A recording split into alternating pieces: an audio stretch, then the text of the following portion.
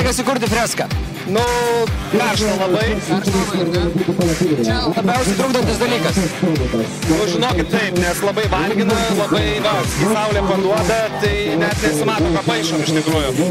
Kaip pavadintumėt čia freską, koks pavadinimas? Kažkaip taip negalvoju apie tokį dalyką, bet nu, vaikų dvikova, Sprite turnyro, turbūt taip.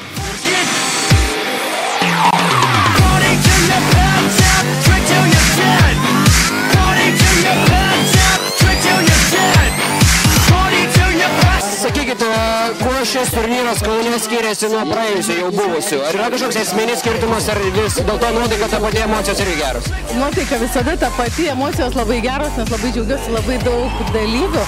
Ir man kaip organizatoriui tai vienas pagrindinis klausimas, kad tik tai nelytų ir būtų kuo mažiau traumų. Tai vienintelis mane jaudina. Tobula niekada nebūna traumų visose varžybose, bet jeigu lyja lietus, tai labai sunku.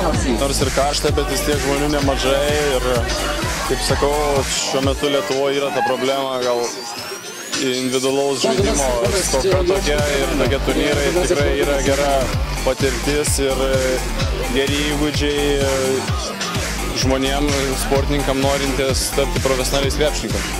O pats esi dalyvavęs tokio pobūdžio, kada dar jaunas? Kai buvau mažas, tai gal šituose nelabai, bet buvo tiek Andrės krepšinio turnyrai 3x3 ir tose esu dalyvavęs ne kartą.